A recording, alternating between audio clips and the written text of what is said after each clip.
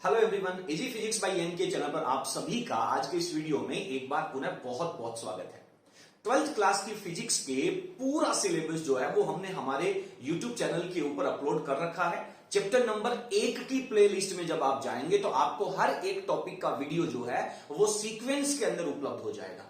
I think आप लोगों ने पहला जो चैप्टर है वो कंप्लीट तैयार कर लिया होगा। बहुत जल्दी हम पहले चैप्टर का एक टेस्ट पेपर भी आप लोगों के लिए लेकर के आने वाले हैं। आज के इस वीडियो में हम चैप्टर नंबर 1 के पीछे के जो अभ्यास प्रश्न दे रखे हैं उसके 7 न्यूमेरिकल जो है वो हम कंप्लीट कर चुके हैं। आज के इस वीडियो में हम 8वां जो प्रश्न है उसको हम सोल्व करने वाले हैं। ये न्यूमेरिकल हमारे लिए इतने इंपॉर्टेंट क्यों है? क्योंकि फिजिक्स के पेपर के अंदर जो सबसे ज्यादा प्रॉब्लम होती है बच्चों को वो होती है न्यूमेरिकल सेक्शन के अंदर। तो चैप्टर के अंदर जितने भी एग्जाम्पल्स दे रखे हैं और पाठ के पीछे जितने सवाल दे रखे हैं आप प्लीज दोनों तरह के न्यूमेरिकल अच्छे तरीके से सॉल्व कर लीजिए। बोर्ड परीक्षा में इनके बाहर कोई प्रश्न नहीं आता है। यदि आप इसके अलावा और ज्यादा अच्छी तैयारी करने चाहते हैं तो आप अलग अलग रेफरेंस गाइड यूज कर सकते हैं। आज के इस वीडियो में हम क्वेश्चन नंबर 8 पढ़ने वाले हैं। 8वां प्रश्न हमसे क्या कह रहा है, देखिए कि आपके पास दो बिंदु आवेश हैं। पहला बिंदु आवेश 3 माइक्रोकूलम का और दूसरा -3 माइक्रोकूलम का ए बी पॉइंट के ऊपर रखे गए हैं। इन दोनों के बीच की जो टोटल डिस्टेंस है, दूरी है, वो हमें 20 सेंटीमीटर दे रखी है। यहां पे हमसे इस प्रश्न में दो पार्ट पूछे जा रहे हैं। पहला पार्ट ये कह रहा है कि इस रेखा का जो एग्जैक्टली सेंटर पॉइंट है, मध्य बिंदु है, उसके ऊपर टोटल इलेक्ट्रिक फील्ड कितना होगा। तो मैंने जो बीच वाला पॉइंट है उसको ओ नाम दे दिया। तो ओ के ऊपर टोटल इलेक्ट्रिक फील्ड कितना होगा ये हमें वैल्यू कैलकुलेट करनी रहेगी।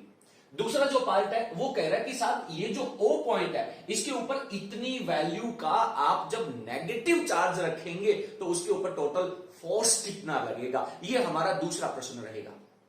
चलिए पहले पार्ट को हम सोल्व करते हैं। सर हम बहुत अच्छे से जानते हैं कि पॉजिटिव चार्ज जो होता है वो इलेक्ट्रिक फील्ड बाहर की तरफ प्रोड्यूस करता है, बाहर की तरफ इलेक्ट्रिक फील्ड उत्पन्न होता है, और नेगेटिव चार्ज की वजह से इलेक्ट्रिक फील्ड की डायरेक्शन अंदर की तरफ होती है। दोनों की वजह से ये जो ओ पॉइंट है वो एग्जैक्टली सेंटर पे है। अगर ये दोनों चार्ज पॉजिटिव होते तो दोनों की वजह से इलेक्ट्रिक फील्ड ऑपोजिट डायरेक्शन में होने के कारण सेंटर पॉइंट पे टोटल इलेक्ट्रिक फील्ड 0 हो जाता। और बाय द वे अगर दोनों चार्ज नेगेटिव नेचर के होते, ऋणावेशित होते, तो दोनों की वजह से इलेक्ट्रिक फील्ड अंदर की तरफ होता, तो विपरीत दिशा में बराबर परिमाण का होने के कारण ये भी कैंसिल हो जाता। बट यहां पे हमसे एक पॉजिटिव है और एक नेगेटिव है। तो पॉजिटिव चार्ज की वजह से जो ओ पॉइंट पे इलेक्ट्रिक फील्ड होगा वो एक्स एक्स की दिशा में होगा, और माइनस चार्ज की वजह से जो इलेक्ट्रिक फील्ड होगा वो भी एक्स एक्स की डायरेक्शन में होगा, क्योंकि नेगेटिव चार्ज इलेक्ट्रिक फील्ड अंदर की तरफ प्रोड्यूस करता है। तो मैं यहां पे संकेत लिखता हूं कि साहब ए जो चार्ज है वो इलेक्ट्रिक फील्ड एक्स एक्स की डायरेक्शन में प्रोड्यूस करेगा, ए वैल्यू आ जाएगी। और जो बी पे रखा हुआ चार्ज है वो भी इलेक्ट्रिक फील्ड अंदर की तरफ प्रोड्यूस करेगा, तो दोनों की डायरेक्शन सेम आ जाएगी। हम दोनों की वैल्यू कैलकुलेट कर लेते हैं और उसके बाद में टोटल इलेक्ट्रिक फील्ड निकालने के लिए दोनों का योग कर देंगे। तो यहां पे हम लिखते हैं मध्य बिंदु ओ पर आवेश कौन से के कारण, ए के कारण विद्युत क्षेत्र, ए चार्ज की वजह से कितना विद्युत क्षेत्र होगा पहले हम वो कैलकुलेट कर लेते हैं। विद्युत क्षेत्र इसको हम कह देंगे sir E A vector. Formula क्या होता है सर? फॉर्मूला होता है के क्यू बटा में दूरी का स्क्वायर। अब यहां पे ये जो दूरी है उसको मैं आर डैश कह देता हूं, और इस तरफ की जो दूरी है दोनों एग्जैक्टली आधी आधी दूरी हो जाएगी, क्योंकि हमने पूरी दूरी को 20 सेंटीमीटर को हमने आर लिखा है, तो इसको हम क्या लिख देते हैं, आर डैश का स्क्वायर। वेक्टर हमने लगाया तो डेफिनेटली हमें यहाँ पे एकांक सदिश भी यूज करना होगा, आर डैश का कैप या आर कैप आप यहां पे यूज कर सकते हैं। के की वैल्यू कितनी है सर? हम बहुत अच्छे से जानते हैं 9 × 10 की पावर 9। क्यू कितना दे रखा है? 3 माइक्रोकूलम। माइक्रो हटाएंगे तो माइनस का 6 आ जाएगा, बटा में दूरी हमें 10 सेंटीमीटर दे रखी है, तो 10 और इसको मीटर में कन्वर्ट करेंगे तो 10 की पावर -2 से, और साथ में हम इसके ऊपर स्क्वायर लगा देते हैं। जब अपन बात वेक्टर की कर रहे हैं तो ये एक्स एक्स की डायरेक्शन में इलेक्ट्रिक फील्ड है, तो यहां पे हम एकांक सदिश लगा देंगे आई कैप। अब हम इसको अच्छे से सोल्व कर लेते हैं। सर 9 को 3 से गुणा किया, ये हो गया 27। 10 की पावर 9 है और -6 है, तो 10 की पावर मेरे पास 3 रह गया। नीचे 10 की पावर यहां पे सोल्व करेंगे तो -1 रहेगा, उसका स्क्वायर करेंगे तो 10 की पावर -2 रहेगा। वो जब 10 की पावर -2 ऊपर जाएगा तो 10 की पावर +2 रह जाएगा आई कैप, और मेरे पास वैल्यू हो जाएगी 27 इंटू 10 की पावर 5 आई कैप। ये इलेक्ट्रिक फील्ड है ए चार्ज की वजह से। अब इसी प्रकार से आवेश बी के कारण, जो बी पे आवेश रखा गया है, आवेश बी के कारण बिंदु ओ पर विद्युत क्षेत्र, बिंदु ओ जो हमने ले रखा है वो हमने मध्य बिंदु ले रखा है, तो इसके ऊपर इलेक्ट्रिक फील्ड कितना हो जाएगा? इसको हम लिखेंगे सर ई बी वेक्टर। तो फॉर्मूला क्या लगाएंगे हम? के क्यू अपॉन आर डैश का स्क्वायर, और साथ में हम लिखेंगे आर कैप। वैल्यू लिख लेते हैं। के की वैल्यू हमारे पास 9 10 की पावर 9 हो गया। क्यू की वैल्यू सर हमारे पास यहाँ पे नेगेटिव दे रखा है। कभी भी सदिश राशियों के साथ में आवेश का हमेशा हम परिमाण यूज करते हैं, तो प्लस और माइनस का संकेत हम यूज नहीं करेंगे। क्यों नहीं करेंगे?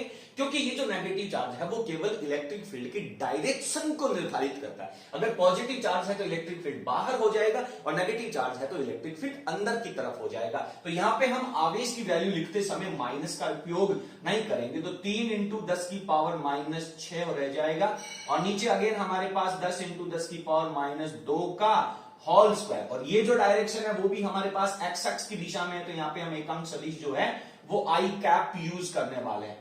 वैल्यू को जब अपन सॉल्व करेंगे तो अगेन हमारे पास बिल्कुल एग्जैक्टली सेम वैल्यूज हमें नजर आ रही हैं, तो इसका सॉल्यूशन हम यहाँ पे सीधा लिख देते हैं 27 इंटू 10 की पावर 5 आई कैप हो जाएगा। तो बिंदु ओ के ऊपर टोटल इलेक्ट्रिक फील्ड कितना होगा? बिंदु ओ पर कुल विद्युत क्षेत्र कितना हो जाएगा? कुल विद्युत क्षेत्र। बोर्ड परीक्षा में जब आप लिखते हैं तो आपको बिल्कुल सलीके से लिखना होगा, तरीके से लिखना होगा।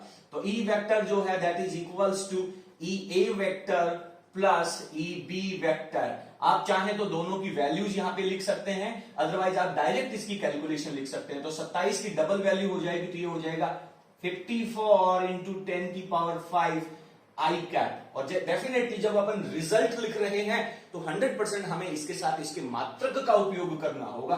तो इलेक्ट्रिक फील्ड का जो मात्रक होता है वो होता है सर न्यूटन अपॉन कूलम। तो इतना इलेक्ट्रिक फील्ड हमारे पास पॉइंट ए के ऊपर जनरेट हो जाएगा। ये हमारे पास पहले पार्ट का सॉल्यूशन हो जाता है।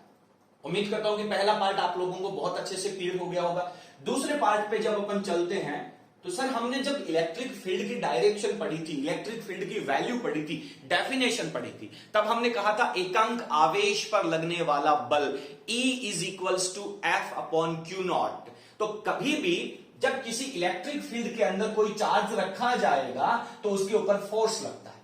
अगर बाय द वे मान लीजिए मैं यहां पे ये पॉजिटिव चार्ज यहां पे रख देता, तो इस पॉजिटिव चार्ज के ऊपर लगने वाले फोर्स की जो डायरेक्शन है वो इलेक्ट्रिक फील्ड की डायरेक्शन में होती, बट हमें क्वेश्चन में नेगेटिव चार्ज दे रखा है, तो नेगेटिव चार्ज की वजह से जो फोर्स की डायरेक्शन होगी वो इलेक्ट्रिक फील्ड के ऑपोजिट डायरेक्शन में होगी। तो हम लिखेंगे यहां पर, क्योंकि जो ई वेक्टर है दैट इज इक्वल्स टू होता है F vector upon Q not. अब मुझे यहां पे वैल्यू किसकी चाहिए? एफ वेक्टर की चाहिए, तो एफ वेक्टर का फॉर्मूला हो जाएगा Q not into E vector. Q not कितना दे रखा है? क्यू नॉट नेगेटिव चार्ज है। अब हम आवेश की वैल्यू को उसके चिन्ह के साथ उपयोग करेंगे, तो ये वैल्यू हो जाएगी माइनस 1.5 इंटू 10 की पावर माइनस 9 इंटू में हम ई की वैल्यू लिख लेते हैं दैट इज इक्वल टू 54 10 की पावर 5 और आगे लगा देते हैं हम आई कैप। अब आप इस पूरे का सॉल्यूशन कर लीजिए। जब आप इसका सॉल्यूशन करेंगे तो डेफिनेटली आप देखेंगे कि ये जो माइनस है वो विपरीत दिशा को, माइनस आई कैप की डायरेक्शन को शो कर रहा है। तो फाइनली मेरे पास वैल्यू आ जाएगी 1.5 इंटू में आ जाएगा 54 और 10 की पावर को जब अपन सोल्व करेंगे तो मेरे पास 10 की पावर माइनस 4 रह जाएगा। ये जो माइनस है और आई कैप है इसको मैं यहां पे एक साथ आगे अप्लाई कर देता हूं, आई कैप, और ये जो फोर्स अपन निकाल रहे हैं इसकी वैल्यू हमारे पास किस में आ जाएगी? न्यूटन में आ जाएगी। अब आप 1.5 को 54 से 54 से मल्टीप्लाई कर लीजिए, जो भी आपका सॉल्यूशन आता है वो इस प्रश्न का आंसर हो जाएगा। उम्मीद करता हूं कि ये जो 8वां प्रश्न है वो आपको बहुत अच्छी तरीके से समझ में आ गया होगा। आप और किस प्रश्न का सॉल्यूशन चाहते हैं प्लीज आप हमें कमेंट सेक्शन में जरूर लिखिएगा। आपको हमारा ये वीडियो कैसा लगा? अगर आपको वीडियो पसंद आया हो तो प्लीज आप इसे लाइक करें और इसे अपने सभी फ्रेंड्स के साथ शेयर करके हमें सपोर्ट जरूर करें। अगले प्रश्न का सॉल्यूशन है चैप्टर नंबर 1 का जो 9वां प्रश्न है उसको हम सॉल्यूशन देखने वाले हैं। 9वां प्रश्न हमसे कह रहा है कि दो बिंदु आवेश 2.5 10 की पावर माइनस 7 का और माइनस 2.5 10 की पावर माइनस 7 कूलम का, ये दो बिंदु आवेश हैं जो पॉइंट ए और पॉइंट बी पर रखे गए हैं। पॉइंट ए की जो सिचुएशन है वो 0 0 माइनस 15 सेंटीमीटर, ये इसके निर्देशांक दे रखे हैं। आप बहुत अच्छे से जानते हैं कि सर निर्देशांक में पहली वैल्यू x की होती है, दूसरी वैल्यू y की होती है और जो तीसरी वैल्यू है वो z की होती है। इसी तरीके से जो बी पॉइंट की पोजीशन दे रखी है वो 0 0 और प्लस का 15 सेंटीमीटर, यानी ये जो आवेश हैं वो z एक्स की लाइन को मिलाने वाली रेखा के ऊपर रखे गए हैं और इन दोनों का जो एग्जैक्टली बीच का बिंदु है, क्योंकि ये 15 प्लस में है और ये 15 माइनस में वैल्यू दे रखी है, तो इन दोनों का जो सेंटर पॉइंट हो जाएगा वो हमारा मूल बिंदु हो जाएगा। जनरली हम क्या करते हैं कि इस क्षैतिज लाइन को हम एक्स एक्स की लाइन शो करते हैं, लेकिन मैंने इसको जेड एक्स की लाइन के रूप में रिप्रेजेंट कर लिया है, क्योंकि दोनों वैल्यूज जो है वो मुझे जेड एक्स के ऊपर दे रखे हैं। अब पहला प्रश्न इसमें कह रहा है कि टोटल चार्ज कितना होगा, ये जो निकाय आपको दिखाया गया है इसका टोटल चार्ज कितना होगा। बी पॉइंट जो है वो ये कह रहा है कि इस टोटल निकाय का विद्युत द्विध्रुव आघूर्ण P की वैल्यू कितनी होगी। दो प्रश्न हमें बहुत अच्छे से यहां पे नजर आ रहे हैं। तो पहला प्रश्न हमसे दे रखा है कि सर A चार्ज जो है वो पॉजिटिव वैल्यू का है और B चार्ज नेगेटिव वैल्यू का है और दोनों आवेश परिमाण में बराबर है। तो पहले चैप्टर में हमने बहुत अच्छे से पढ़ा है कि आवेश बीजगणितीय योग नियम का पालन करता है, तो दोनों ही वैल्यू बराबर परिमाण की हैं और प्लस माइनस की हैं, इसलिए टोटल जो रिजल्ट आ जाएगा हमारे पास, पहला मैं लिखूंगा कि sigma Q this is equals to Q A plus Q B. ये जो चार्ज है इसको हमने क्यू ए से लिखा है और ये जो चार्ज है इसको हमने क्यू बी से लिखा है, तो टोटल चार्ज हमारे पास आ जाएगा। क्यू ए की वैल्यू को हम लिखते हैं 2.5 10 की पावर माइनस 7, प्लस लगा करके हम बी की वैल्यू को लिखेंगे माइनस 2.5 10 की पावर माइनस 7। दोनों को जब अपन सोल्व करेंगे तो रिजल्ट आएगा 0 और डेफिनेटली आप इसके आगे इसका मात्रक जरूर लिखेंगे, चाहे उसकी वैल्यू 0 ही क्यों ना हो। तो हमारे पास पहला जो सॉल्यूशन है वो 0 कूलम आ जाता है। प्रश्न नंबर बी पे चलते हैं। बी हमसे कह रहा है कि विद्युत द्विध्रुव आघूर्ण का मान निकालिए। तो विद्युत द्विध्रुव आघूर्ण जो होता है उसका फॉर्मूला क्या होता है, उसका फॉर्मूला होता है कि सर किसी भी डाइपोल का एक आवेश का परिमाण उठा लीजिए, क्योंकि डाइपोल की परिभाषा कहती है कि दोनों आवेश बराबर परिमाण के होंगे, दोनों की प्रकृति विपरीत होती है, एक पॉजिटिव है तो दूसरा नेगेटिव का है। बट हमें प्लस और माइनस के अंदर नहीं जाना है, हमें एक आवेश का मॉड्यूलेशन लेना है, परिमाण लेना है, और डाइपोल के अंदर जो दोनों चार्ज हैं उनके बीच की दूरी के साथ हम गुणा कर देंगे। तो P इक्वल्स टू होता है Q इंटू R।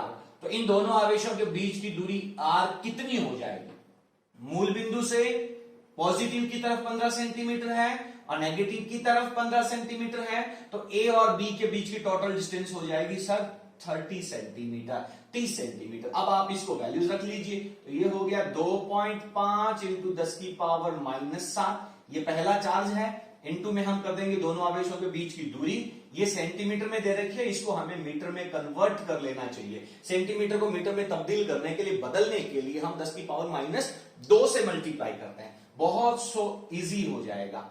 2.5 है तो इसको मैं 30 से गुना करूंगा तो ये 75 हो जाएगा, क्योंकि इसका जो पॉइंट है वो यहां से 0 खा जाएगा और 25 को 3 से गुणा करेंगे तो 75 हो जाएगा, और 10 की पावर हमारे पास रह गया माइनस का 9। तो ये हमारे पास द्विध्रुव आघूर्ण की वैल्यू आ जाती है और इसका जो मात्रक होता है वो हम लिखते हैं सर कूलम इनटू मीटर। तो ये हमारे पास सेकंड पार्ट का आंसर आ जाता है। बहुत इजी क्वेश्चन है, केवल एक ही बात आपको परेशान कर सकती है कि दोनों आवेशों के बीच की टोटल डिस्टेंस कितनी है। दोनों ही वैल्यू z एक्स के ऊपर दे रखी हैं, एक x एक्स पे z एक्स पे ऊपर की तरफ है और एक z एक्स पे नीचे की तरफ है, तो दोनों के बीच की जो एग्जैक्टली दूरी हो जाएगी वो हमारे पास 30 सेंटीमीटर हो जाएगी। उम्मीद करता हूं ये प्रश्न आपको समझ में आ गया होगा। यदि प्रश्न समझ में आ गया हो तो प्लीज आप वीडियो को लाइक करें और इसे अपने सभी फ्रेंड्स के साथ शेयर कर हमें सपोर्ट जरूर करें। आज के क्वेश्चन नंबर 10 हमसे क्या कह रहा है कि एक डाइपोल है, विद्युत द्विध्रुव है। अब विद्युत द्विध्रुव किसे कहते हैं, ये बात हमारे जहन में तीर होनी चाहिए कि सर दो आवेश, दोनों का परिमाण समान हो, दोनों की प्रकृति विपरीत हो और एक दूसरे से अल्प दूरी पर रखे जाएं तो ये जो निकाय बनेगा उसे हम डाइपोल कहते हैं।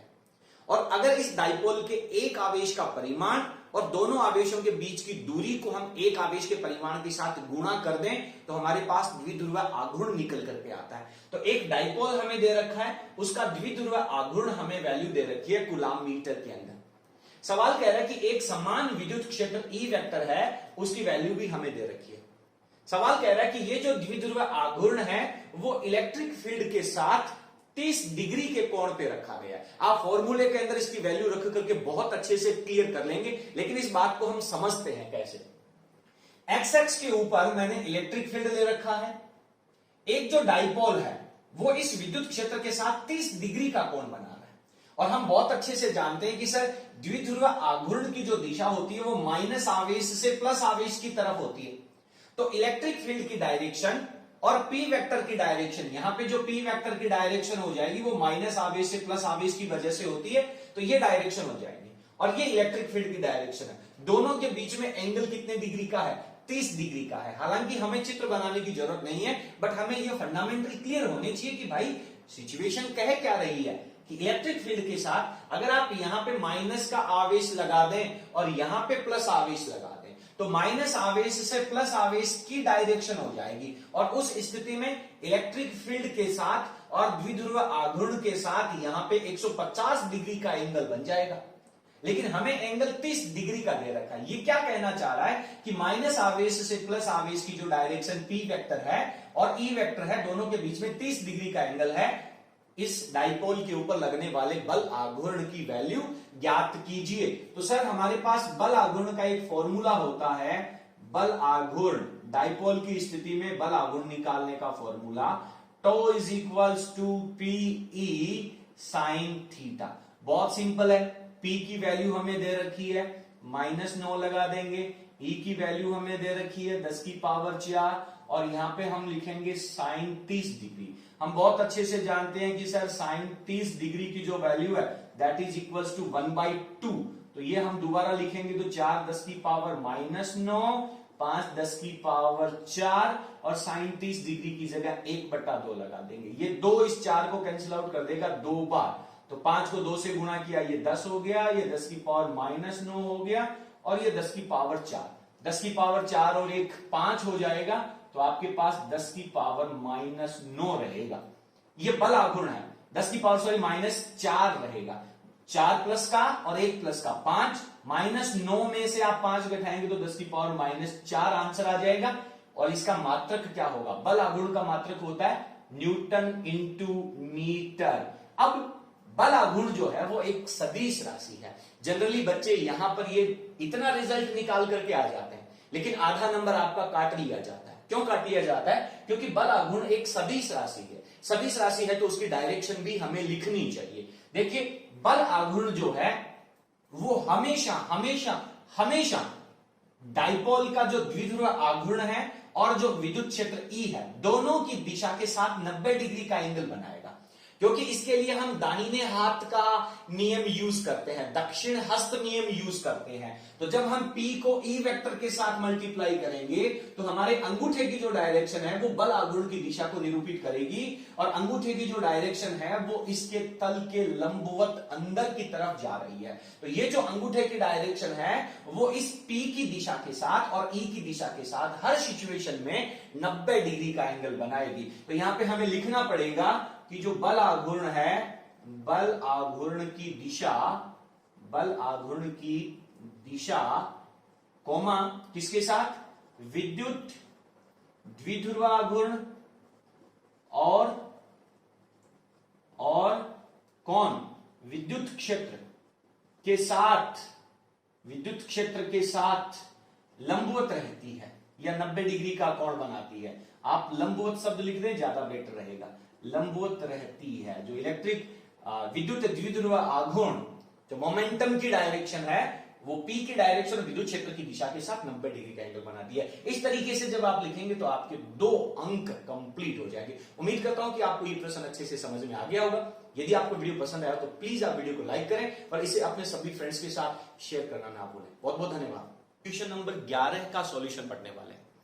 क्वेश्चन नंबर 11 हमसे कह रहा है कि ऊन को जब पॉलीथीन के साथ रगड़ा जाता है, दोनों को रब किया जाता है, घर्षण करवाया जाता है, तो पॉलीथीन के ऊपर माइनस का यानी ऋणावेश आ जाता है 3 गुणा 10 की पावर -7 कूलाम का।